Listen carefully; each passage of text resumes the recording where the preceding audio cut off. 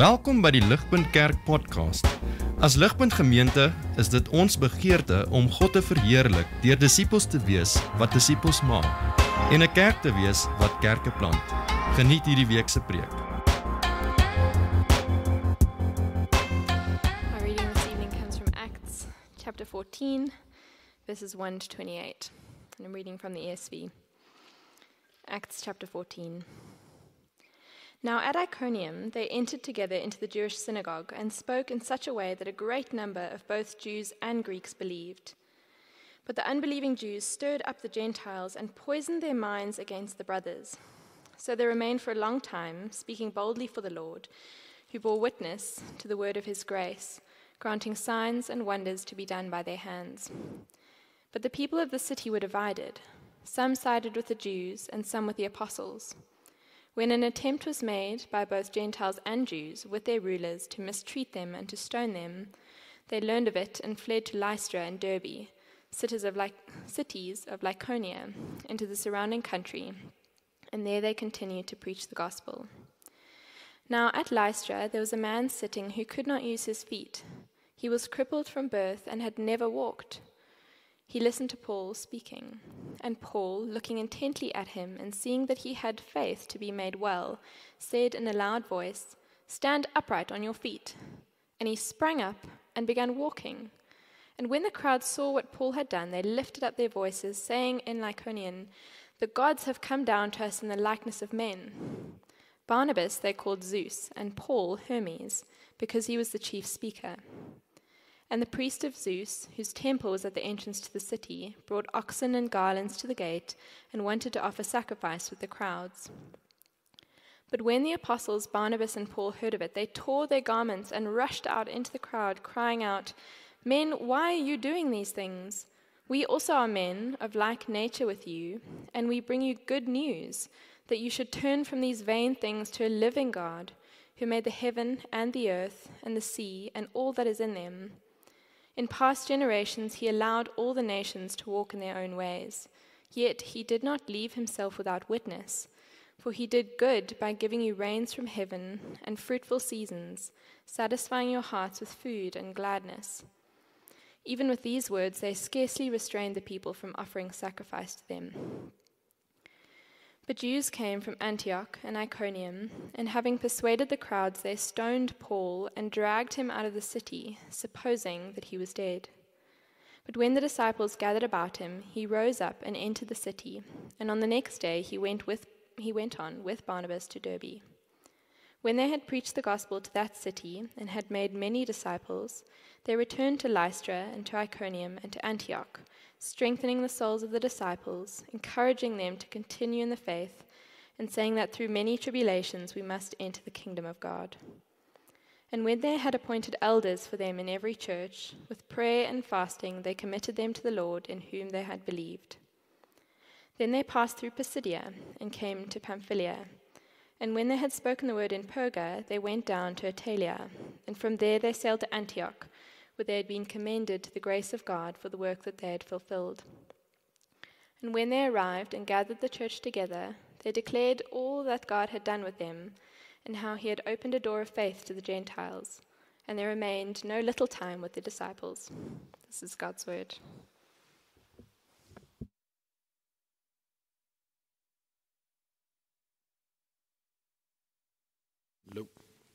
Daar is hy. Goeienaand en welkom almal. Ja, vir die van julle wat my dalk ken, soos as ek op my senuwees raak ek vinnig warm en rooi. Toe besluit ek laat ek 'n rooi trui kry, dalk is dit nie so erg nie. Maar nee, ek spot sommer. Nietemin, baie welkom aan elkeen van ons hierso vanaand. Dit is regtig vir my 'n groot voorreg en 'n groot verantwoordelikheid om God se woord aan julle te kom bring. Soos ons nou gelees het vanuit Handelinge 14. As julle julle Bybels het, asseblief hou dit byderhand. Ons gaan hier en daar na die teks kyk. Dit is 'n lang gedeelte, so ons gaan nie na elke liewe aspek kan kyk nie, maar daar is spesifieke dinge wat God vir ons wil uitbring en uitwys uit vanaand se teks, wat ek dink vir ons baie belangrik gaan wees, wat ons nou vanaand na gaan kyk. Ja, julle, dit is vir my 'n groot voorreg weer eens om dit die woord te kan bring. Julle, so net voor ons dan ingaan in die teks, Kom ons gaan net weer eens na die Here toe in gebed en net vra dat hy nie net met my sal wees nie, maar dat hy met ons ook sal wees, elkeen van ons hier so voor, dat ons die woord kan ontvang. Almagtige Here en God die Vader en Seun en Heilige Gees, ons kom na U toe en ons vra, o Vader, wees ons genadig, Here, soos U soveel jare al genadig was, van die begin van die skepping af tot nou, Here. Ons vra, Vader, in die naam van die Seun Jesus Christus, dat U vir ons ore sal gee om te hoor, Here, verstand wat sal kan verstaan, die dinge wat ons na luister, Here, en 'n hart wat ontvanklik sal wees vir die woord. Beide vir my en vir elkeen van ons wat hier so sit vanaand, Here, want van nature is ons harte koud, Here, en ons wil U nie ken nie, maar Here, dankie vir die voorreg wat ons het om vanaand hier te wees, Here, en dankie vir die woord, Here, wees met ons soos ons daarna kyk. Ons bid dit in U naam. Amen. So julle net om 'n bietjie oorsig weer te gee, ons is mos tans besig in ons reeks vanuit Handelinge. En net om te verstaan presies waaroor gaan hierdie boek Handelinge. Voor ons nou spesifiek induik in Handelinge 14, waaroor gaan die boek? En ek dink dit is al baie keer vir ons gekommunikeer, maar net weer eens om daarop te touch. Dit gaan oor die boek Handelinge gaan oor hoe die vroeë kerk tot stand gekom het. Hoe Christus deur die Gees sy kerk stig en opbou. Net om ons te herinner, Jesus se woorde in 1 vers 8 kommunikeer dit duidelik aan ons wat die doel is van die boek, van die kerk. Hy sê aan sy disippels, julle kan saam my volg. Hy sê die volgende: maar julle sal krag ontvang wanneer die Heilige Gees oor julle kom, en julle moet my getuies wees in Jerusalem, in die hele Judea en Samaria, en tot aan die einde van die aarde. En dis wat ons basies sien uitspeel in die boek. Jesus bekragtig die kerk om die goeie nuus van verlossing oor te dra aan elke stam en nasie in die hele wêreld. En dit begin in Jerusalem. Maar is ook baie duidelik dat soos die evangelie uitgaan, is daar ewige teenstand en oppositie wat van die Satan kom om hierdie evangelie te probeer onderdruk. Julle kyk net gou saam met my op die kaart, ek het dit vir ons hier op die skerm gesit. Reeps het dit vir ons 'n soortgelyke een gewys laasweek. Dis waar ons nou is in ons tydlyn. Dis die kaart wat ons gebruik. So laasweek het ons gesien in hoofstuk 13 hoe die Heilige Gees en Barnabas afgestonder het, juis om die evangelie ver te gaan versprei in Cyprus en in Antiochië in Pisidia. In hoofstuk 13, soos Reeps ons gewys het ons gesien hoe Paulus Jesus as die beloofde Messias verdedig het deur die Ou Testament aan te haal. Ons het gesien mense het gelowig geword, veral heidene. Dis mense wat nie Jode is nie. Maar baie Jode het die evangelie verwerp en Paulus hulle vervolg. Van daar af is Paulus en Barnabas, soos ons vanaand sien in ons teks, na Ikonium toe. En daai stede wat ons sien in daai groen blokkie is waar ons 14de hoofstuk op fokus. So net om vir ons te sien, dis waar dit gebeur. So kom ons begin nou maar vanaand. Ter inleiding, kom ons dink so 'n bietjie aan verhoudings. Ek dink vir baie van ons wat nog nie getroud is nie of vroeg is in 'n verhouding, het ons sekere verwagtinge oor sekere dinge. Van hoe daardie verhoudingsdinamiek sal uitspeel en wat nie noodwendig strook met die realiteit nie. Miskien het ons die verwagting dat ons nooit sal vassit nie. Ons het die verwagting dat ons altyd sal saamstem met die ander persoon, want ons is immers verlief op mekaar. Dit hoort mos so te wees. Maar julle, wat gebeur die dag wanneer ons miskien nie eye to eye sien nie? En julle sit so 'n bietjie vas. Wat is ons verwagting dan? Dis wanneer ons kan dink en sê, maar wag so 'n bietjie, dan gaan hierdie verhouding nie uitwerk nie. Kom ek gee pad. Met ander woorde, vriende, ons het 'n onrealistiese uitkyk oor 'n verhouding wat gebaseer is op 'n valse verwagting. 'n Valse verwagting. Want gesonde konflik is baie keer nodig in so 'n verhouding. Met dit gesê, julle, die punt is, kan ons nie miskien ook so redeneer wanneer dit kom by die evangelie en Christendom nie. Klou ons nie soms vas aan valse verwagtinge met betrekking tot Christendom nie. Dalk sit ons hier en dink Christendom gaan my help om my drome en planne waar te maak. Die geloof gaan alle teenspoed verwyder in my lewe. Dalk dink ons geloof in Jesus waarborg vrede in my gesin en in die wyeer familie. Dit gaan my lewe gemaklik maak. Of miskien het ons die verwagting dat elke mens wat nie 'n Christen is nie, rasioneel sal nadink as ons met hulle praat oor die dinge van ons geloof. Dis die verwagting. Maar julle, al daardie dinge wat ek nou net genoem het, volgens die Bybel, kan ook valse verwagtinge wees. Dit is ook valse verwagtinge. En dis hoekom God se woord vir ons in Handelinge 4:14 so uiters belangrik is. Want dit hoort vir ons realistiese verwagtinge te gee van wat Christendom beteken vir my en vir jou vanaand. So aandiens die vraag wat vanaand se teks vir ons gaan antwoord, is die volgende. Wat kan ons verwag soos die evangelie versprei word? Heel eenvoudig. Met ander woorde, wat is die realistiese Bybelse verwagtinge wat ons moet hê soos ons sout en lig hoort te wees vir Jesus? Ons gaan die teks oopbreek in 4 scenes soos ons hierna kyk. So mag God ons die genadig wees soos ons dit doen. So kom ons begin met ons eerste scene, waar ons kyk na verse 1 tot 7.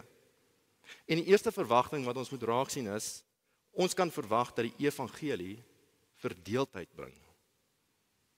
Verdeeldheid.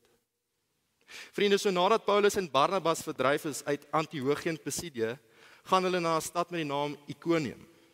En die teks sê vir ons, sien daar in vers 1, as julle miskien julle Bybels het, dat hulle tot so 'n mate gepreek het, dat daar 'n groot aantal Jode en Grieke gelowig geword het. Maar dan lees ons net die volgende vers in vers 2, dan sien ons weer dat ander mense opgesweep is teen die Christelike boodskap. Duidelik sien ons dat daar mense is wat geglo het, en mense wat nie geglo het nie. Een boodskap, maar 2 verskillende reaksies op daardie boodskap. En vers 4 praat direk, en dit sê vir ons, maar die inwoners van die stad was verdeeld, they were divided.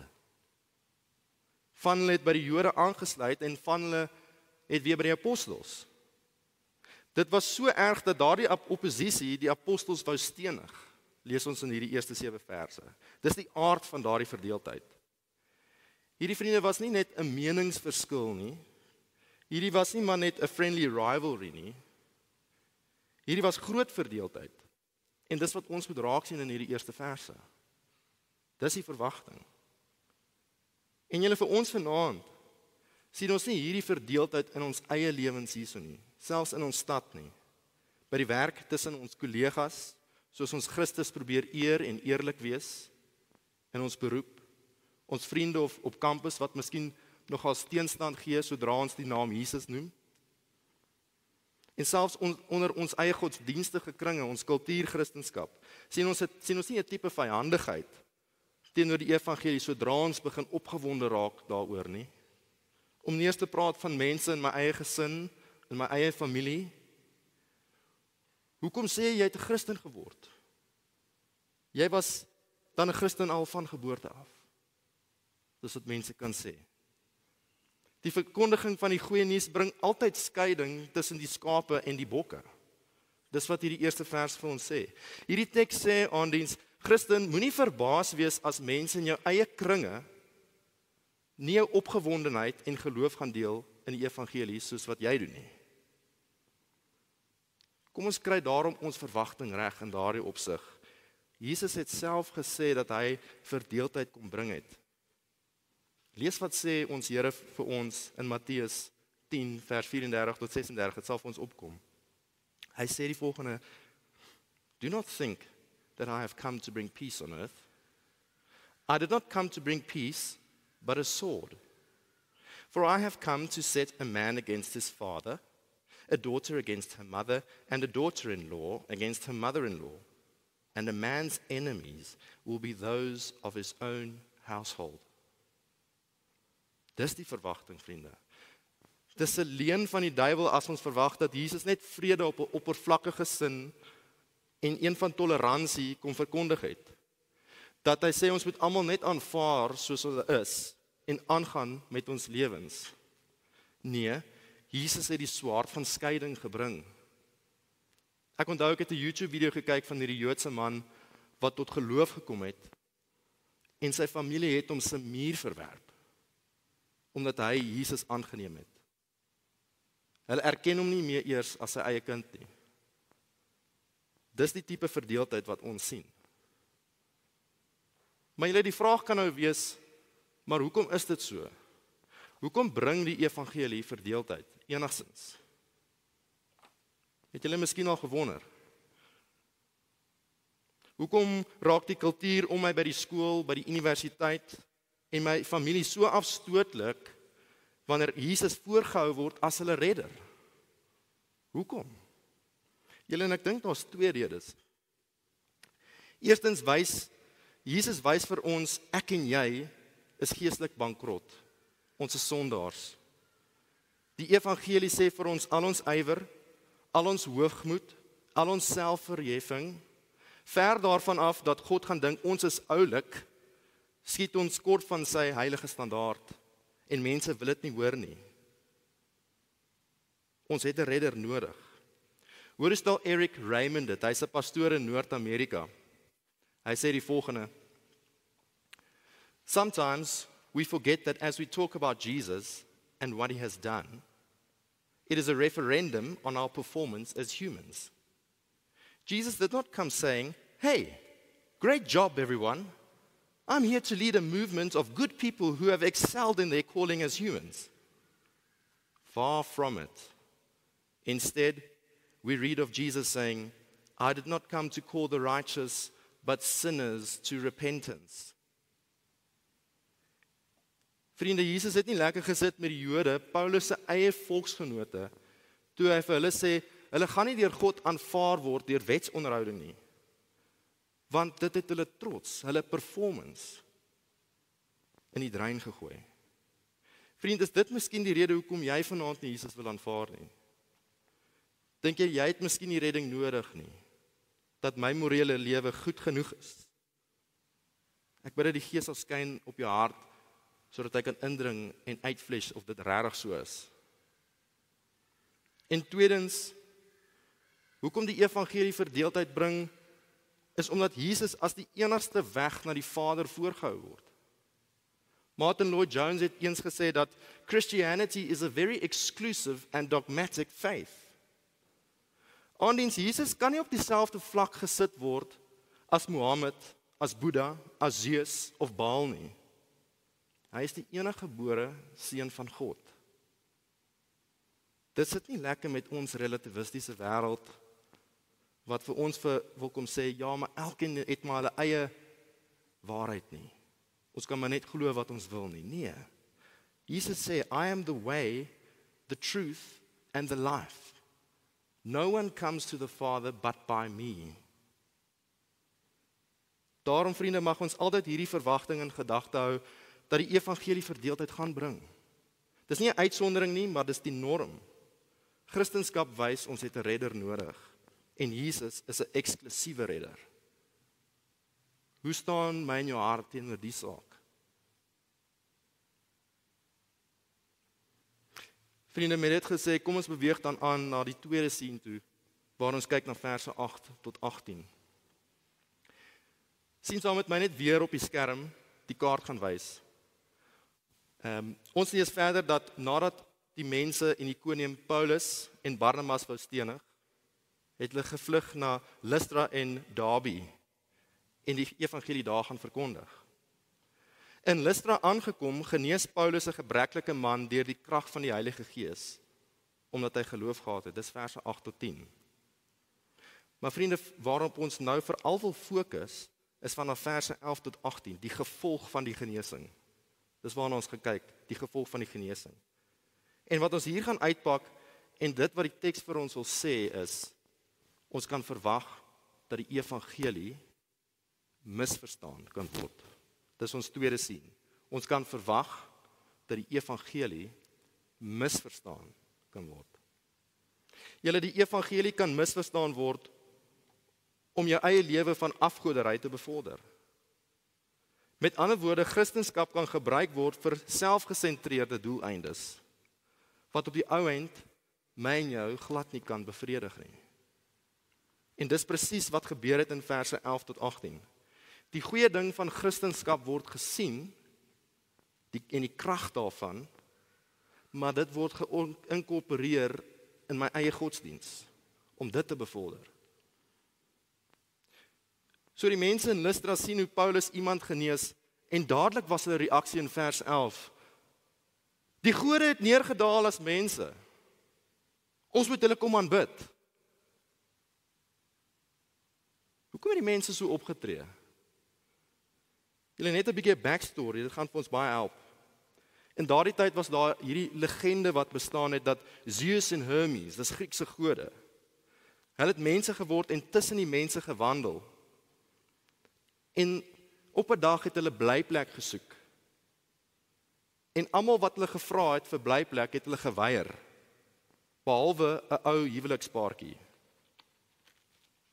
So as beloning het Zeus en Hermes hierdie huwelikspaartjie het hulle huis verander in 'n majesteuse tempel, goud en marmer. Wow. En die mense wat geweier het, hulle huise is toe platgeslaan, is vernietig as straf. Daai is die legende. So vriende, hierdie mense het opgetree deels uit vrees, maar veral na 'n soeke na aardse seëninge en rykdom. Hulle wou dieselfde seën hê as die ou huwelikspaartjie. Dis hoekom in vers 13 lees ons dat die priester namens almal 'n offer wou bring. If we can just appease the gods, then maybe they'll not only spare our lives, but they will in fact make us prosperous. Dis hoe hulle geredeneer het. Dis waarna toe die misverstaan van die krag van die evangelie hulle na toe gelei het, na die bevordering van self. Maar die afgode, sê die apostels in vers 15, is nuttelose dinge, vain things. En uit groot skok oor wat die mense wou doen, skeer hulle klere. Nou verbeel julle as iemand vir hulle godsdiens van hoeveel jare kom sê het, dis 'n vain thing, dis nutteloos. Hoe sou hulle gereageer het? Amper soos dit. Ek dink nie hulle sou happy wees nie. Hulle sou nie happy wees nie. Dis soos om vir 'n groep rugby spelers by Loftus te gaan sê die sport is useless. En dis wat Paulus hier kom doen. Dit gaan nie lekker sit nie. Maar julle, vir ons vanaand, die vraag is, wat 'n aardse God, vra die teks, aanbid ons nie miskien vanaand met die oog om onsself te verhef nie, maar onder die label van Christendom nie? Is daar miskien van ons hier wat met die valse verwagting sit en dink dat dit oukei is om Christendom bloot te hê sodat ek my eie shine sal vang? Sien ons die krag van die evangelie, maar gebruik dit vir eie voordeel? Wie van ons hang Christendom bloot aan om jou reputasie te behou vir mense? Ek sê ek is Christen, want die krag agter die naam Christen laat my inpas in die groter kultuur. Ek praat die regte evangelietaal vir my familie en by die kerk, en hulle dink ek is geestelik okay. Maar op kampus, by die werk, tussen my kollegas en vriende, is ek 'n heeltemal anderste mens, wat duidelik vir my wys, Christus is nie in my hart nie. Ek gebruik maar net die beginsels van die geloof voor sekere mense, want dit hou my image in stand. Dit seën my so.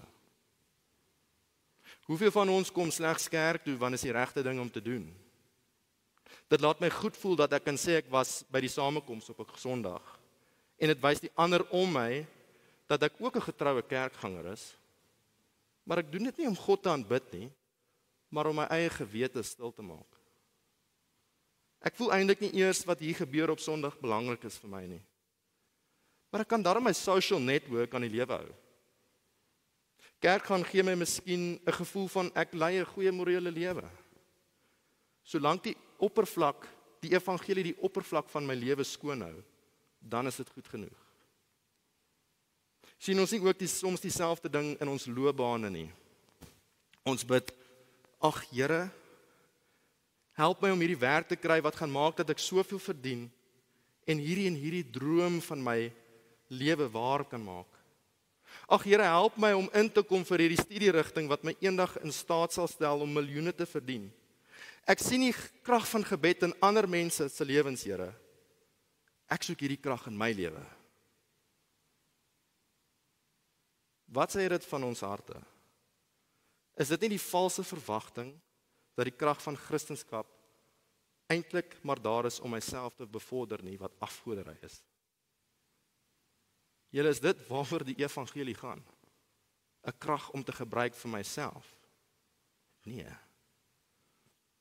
En vra jouself die vraag, gaan so 'n verwagting waar ek in die senter is en Jesus op die kantlyn, gaan dit vir my ewige bevrediging gee? Kan dit vir my ewige bevrediging gee? Vriende, soos Paulus hulle vir die heidene geskreeu het, toe hulle die apostels waan bid, pleit die teks vanaand en ek pleit met julle vanaand, in die woorde van vers 15, draai weg van hierdie nietige dinge, en draai na die lewende God toe. As ons gaan toelaat dat ons reputasie, menslike goedkeuring, ons drome en ons loopbane die einddoel is, en die evangelie maar net 'n middel tot daardie doel, dan sê die woord vir ons, jy gaan vir ewig teleurgestel wees. Want dit gaan saam met jou eendag doodgaan. Dis vain things, useless things. Draai na die Here toe. Die Here Jesus, hy is die lewendige een. Hy alleen kan jou bevredig. Augustine het eens gesê, every man has a God-shaped hole that only Christ can fill. Vriende, net soos die heidene offers gebring het, net so gaan jy al hoe meer geestelike offers moet bring om jou reputasie, moraliteit en aspirasies aan die lewe te hou, as hierdie ding jou eindpunt is. Aandiens, hoor my asseblief mooi, as die evangelie misverstaan word as 'n middel tot 'n groter einddoel met jou as die kernpunt, dan is ons verslaaf aan nietige dinge. Maar die teks sê vir ons, daar's 'n beter boodskap. En dit is die ware evangelie met Jesus as die einddoel, kom maak jou vry. Dis wat Jesus in Johannes 8 vers 32 sê, and you shall know the truth, and the truth shall make you free. Enige lewe waar Jesus Christus nie die doel is nie, tap jy mens se lewe leeg. Maar die ware God is jou lewe as jy na hom toe sal draai. Dis wat Paulus sê vir sy gehoor, en dis wat ons vanaand ook moet hoor. Julle, ek gaan 'n bietjie hierby stil staan, want dit is uiters belangrik dat ons hier sien wat die hart van God is. Dink gaan net weer aan ons storie as konteks. As ons eerlik is, moet ons bely dat ons almal van nature ook afgode aanbidders is. En die Bybel sê vir ons verdien God se straf. Romeine 1:3 vers 11 sê vir ons duidelik dat daar niemand is wat God soek met hulle hele hart nie. Maar is Genaans se teks nie vir ons 'n getuienis van God se genade nie? Vriende, het die boodskap, dink daaraan, het die boodskap van Jesus Christus gekom na hierdie heidene, omdat hulle daarvoor gevra het? Nee. Hier word Jesus gepreek aan mense wat in duisternis wandel, en Paulus roep hulle om na God toe te draai. En ook vanaand so julle, as jy nog nie Christus aangeneem het as verlosser nie, hy word vanaand vir jou aangebied, al het jy hom nie gesoek nie. Hy het jou kom soek vanaand. Hoor eens daar Handelinge 17 vers 30 tot 31, lees saam met my. Paulus sê daar ook, hierdie is in Athens, hy sê, God het die tye van onkunde oorgesien, maar nou roep hy alle mense oral om hulle te bekeer. God calls all men to repentance. Want hy het 'n dag bepaal waarop hy die wêreld in regverdigheid gaan oordeel deur 'n man wat hy daarvoor aangewys het. En hy het dit aan almal bevestig deur hom uit die dood te laat opstaan. Aandiens God soek nie Jode nie net Jode nie. Hy soek nie net mense wat hulle lewens in orde het nie. Hy soek nie net mense uit godsdienstige kringe nie, maar hy kom soek selfs heidene. En hy kom soek vir jou. Jy is vanaand nie hier per toeval as jy sit en jy ken nie vir die Here nie. Redding is oop vir elkeen van ons vanaand, ongeag of jy dit nou vir die eerste keer hoor of nie. Vriend of vriendin, moet hom asseblief nie verwerp nie. Jou ewige bestemming hang daarvan af. Hy gaan die wêreld in regverdigheid oordeel deur Jesus Christus. Dat die Heilige Gees sal diep sny in jou hart vanaand en jou oortuig van sonde. Dat jy die nietighede van jou lewe en afgoderry sal prysgee vir die kroon van die lewe. Daar's redding in geen ander naam nie behalwe Jesus Christus. En hy is hier vanaand.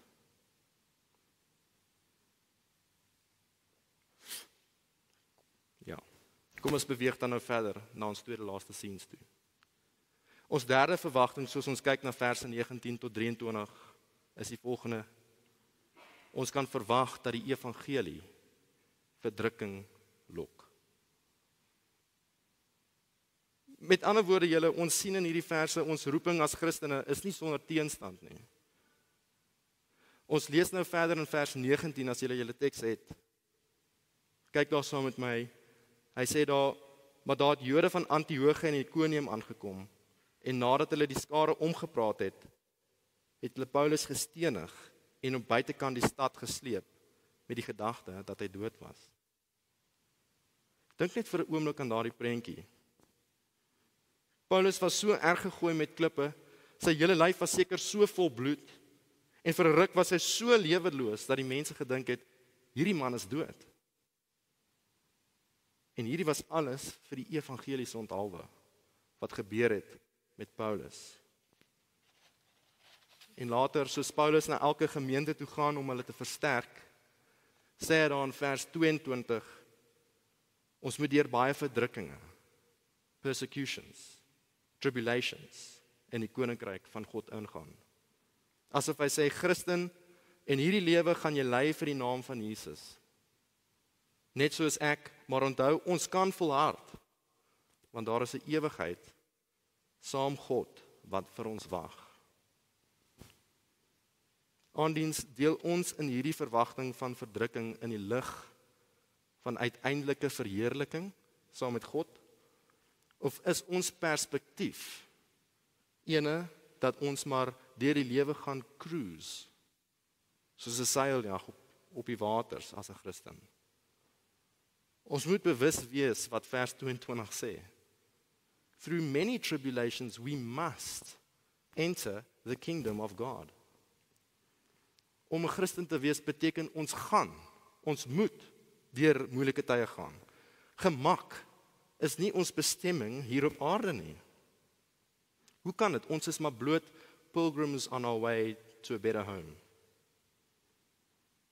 Vir ons hier in Pretoria lyk verdrukking nie noodwendig soos klippe wat na ons kant toe gegooi word nie, behalwe as jy op die pad ry en mense hou nie van jou nie.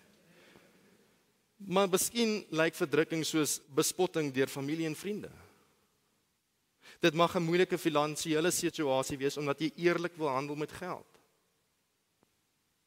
Of dit kan die daaglikse stryd wees teen vleeslike versoeking wat jy wil weglei van God af.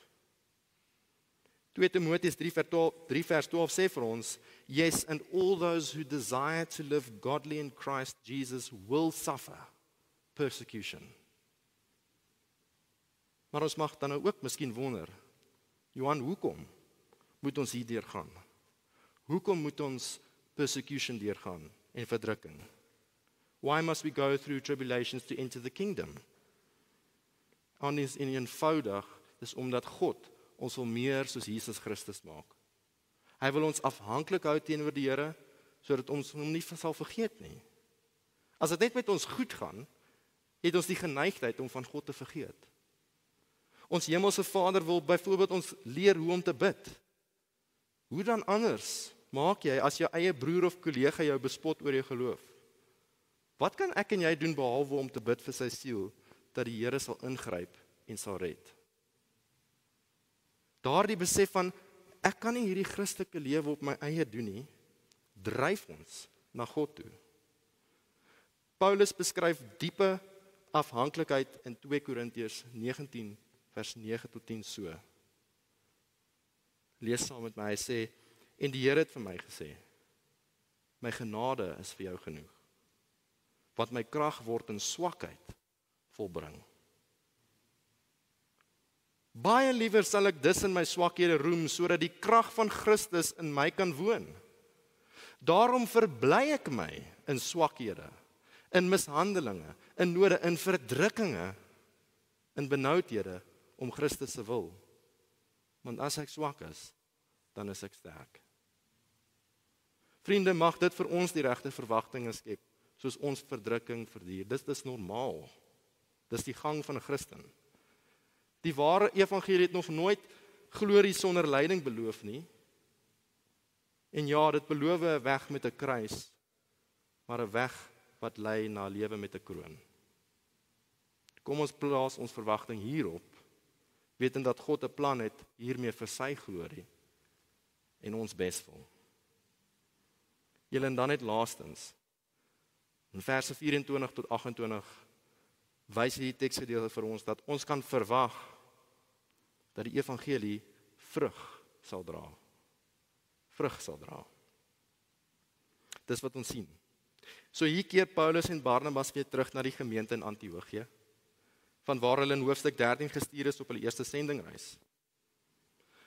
Staan iets vir ons hierso miskien uit as jy die teks het. Hier is die vraag, wat rapporteer Paulus hulle terug aan daardie gemeente? Sê hulle, ag broers, ons het soveel teenspoed ervaar. Die Jode wil ons doodmaak en die heidene, hulle wil ons aanbid. En boonop was Paulus amper doodgegooi deur klippe. Dis nie wat hulle gesê het nie. Dis vers 27. Now when they had come and gathered the church together, they reported all that God had done with them, and that he had opened the door of faith to the Gentiles. Die apostels het erken dat hulle missie suksesvol was, ten spyte van teenspoed, want die Here is in beheer van die groei van sy kerk. Vriende, ons moet eerlik wees en bely dat ons hier ook ver tekort skiet van Jesus se opdrag, wat hy sê in Matteus 28, dat ons die evangelie moet gaan verkondig en disippels maak van elke nasie. As ons eerlik is, het ons nie die ywer om uit te gaan soos 'n Paulus en 'n Barnabas en om bereid te wees om bespot en vervolg te word ter wille van die naam van Christus nie. En soms kan ons pogings om Jesus te verkondig voel. Ons skep meer oppositie as ontvanklikheid. En ons voel, ons weet nie hoe om te evangeliseer nie. Ek kan dieselfde getuig. En ek dink meeste van ons is bewus daarvan. Ons verkondig nie die evangelie soos ons weet ons moet nie. En ons voel miskien ons stel die Here te leer.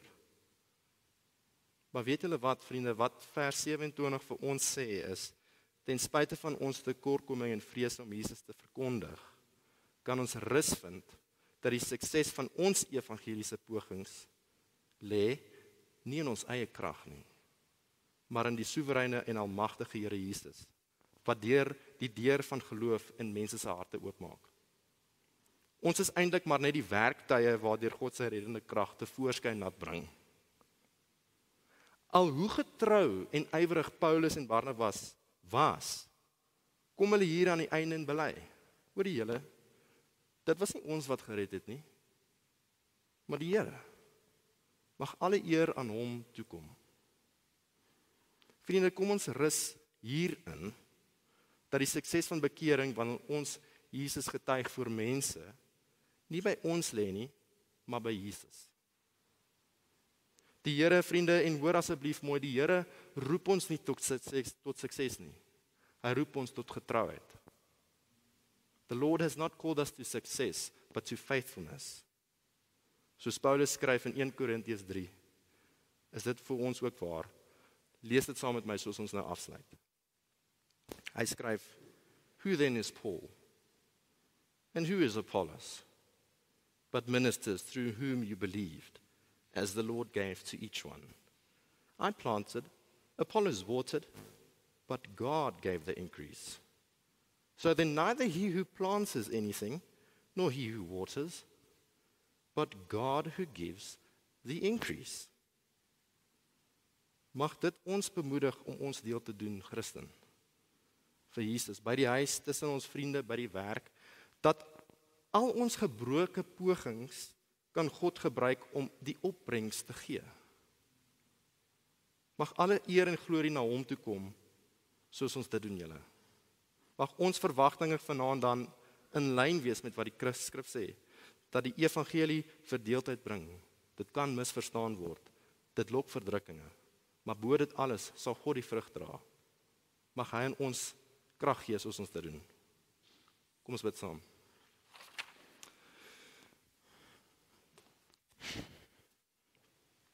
Here Jesus, ons sê vir U so dankie dat U ons Here is, wat al klaar die wêreld oorwin het, en dat U ons roep, Here, om vir U te leef. Here, nie om ons redding te bewerkstellig nie, maar om met dankbaarheid te lewe vir U, as mense wat al klaar gered is deur U. Here, sal U asseblief ons verwagtinge regstel, dat ons reg kyk na die wêreld vanuit Christelike oë.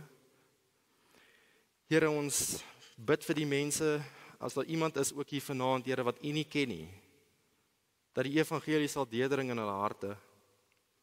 Here, ons bely dat ons geen krag in onsself het om mense te red nie, net soos Paulus en Barnabas besef het, maar dat U die ene wat die deur van geloof oopmaak om mense te red. Here, kom doen daardie werk vanaand en in ons lewens, soos ons uitgaan hierdie week, om sout en lig te wees vir U. Wees ons genadig, o Here, ons bid dit in U naam. Amen.